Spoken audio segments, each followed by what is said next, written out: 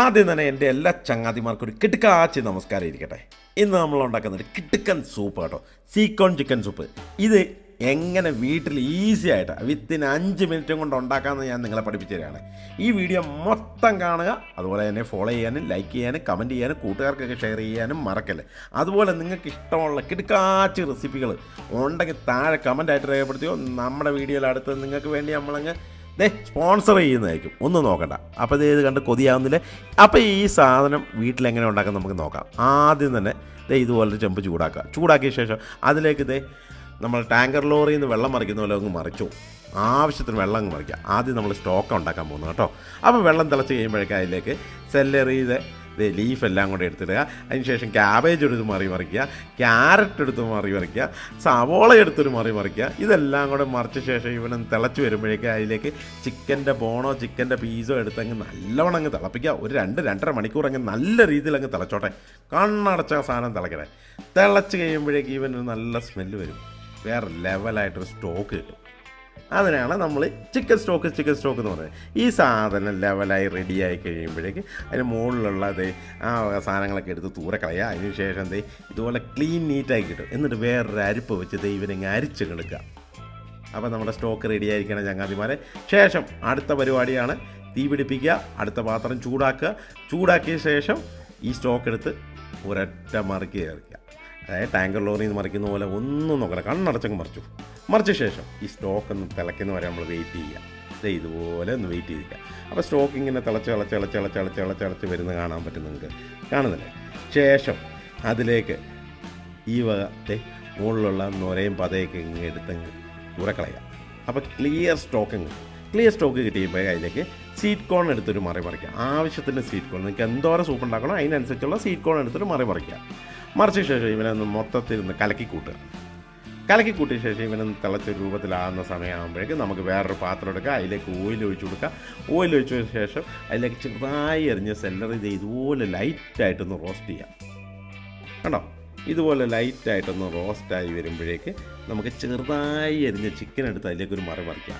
എന്നിട്ട് ചിക്കനും അതിലിട്ട് ഇങ്ങനെ ലൈറ്റായിട്ട് റോസ്റ്റ് ചെയ്യാം. ഒരു 60% ഇതിലിട്ട് വേവിച്ചാൽ മതി.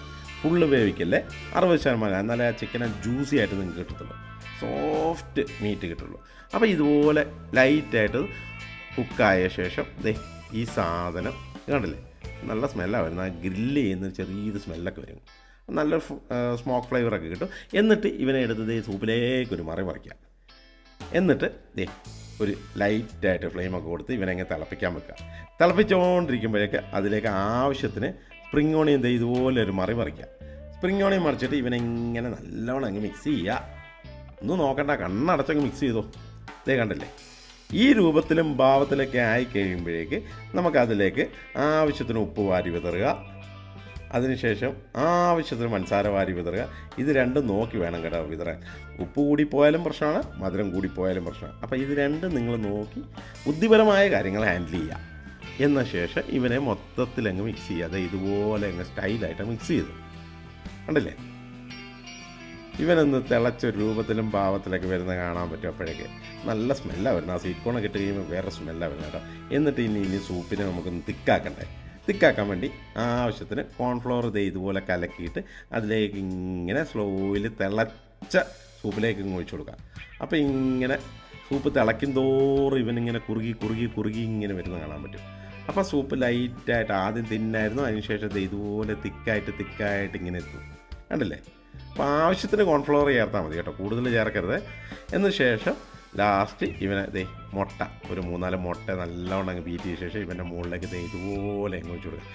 അപ്പോൾ ഇങ്ങനെ പാട പോലെ മുട്ട ഇങ്ങനെ ലെയറായിട്ട് കിടക്കുന്ന കാണാൻ പറ്റും. ഇത് കാണാൻ തന്നെ നല്ല രസമാണ്. ഈ മുട്ടയും കൂടെ ചെല്ലുമ്പോഴേക്ക് സൂപ്പിൻ്റെ ഒരു ഫ്ലേവർ വേറെ ലെവലാണ് കേട്ടോ ചങ്ങാതി വരെ. അപ്പം തന്നെ നമുക്ക് കൊതി വന്നിട്ട് രക്ഷയില്ല. എന്നിട്ട് അതിന് മുകളിലേക്ക് കുറച്ച് സ്പ്രിംഗ് ഓണിയും കൂടെ അങ്ങ് വാരി വിതറിക്കും. ഒന്നും നോക്കണം, കണ്ണടച്ചങ്ങ് വിതറിയ ശേഷം ഇവനെ മൊത്തത്തിലങ്ങ് മിക്സ് ചെയ്യാം. കൊതി വന്നിട്ട് രക്ഷയില്ല. നിങ്ങൾക്ക് തന്നെ കൊതി വരുന്നില്ലേ, പിന്നെ എൻ്റെ കാര്യത്തിൽ പറയണ്ടോ. എന്നിട്ട് ഇതുപോലെ എന്താണ് സ്റ്റൈൽ തന്നെ ഒരു ഫുട്ബോളിലേക്ക് ഇതുപോലെ ഇട്ട് കൊടുക്കുക. ഇട്ട് കൊടുത്ത ശേഷം ഇത് കണ്ടോ നല്ല സ്റ്റൈലായിട്ട് എടുക്കുക. എന്നിട്ട് ടേബിളിലേക്ക് വെക്കുക. എന്നിട്ട് ലൈറ്റായിട്ട് സോയാ സോസും ഒരു ഇച്ചിരി ചില്ലി വിനീഗറും കൂടെ ഇട്ടിട്ട് എൻ്റെ ചങ്ങാതി കണ്ണടച്ചും പിടുത്തം പിടിച്ചു നോക്കും. വേറെ ലെവലാണ്. കുട്ടികൾക്കൊക്കെ കൊടുത്താൽ കുട്ടികളൊക്കെ കിള്ളി പോകും. ഒന്നും നോക്കണ്ട, ഇപ്പം തന്നെ സാധനം മേടിക്കുക, ഇപ്പം തന്നെ വീട്ടിലുണ്ടാക്കിയോ. വേറെ ലെവലാണ്. ഒരു രക്ഷയില്ല എൻ്റെ ചങ്ങാതിമാരേ.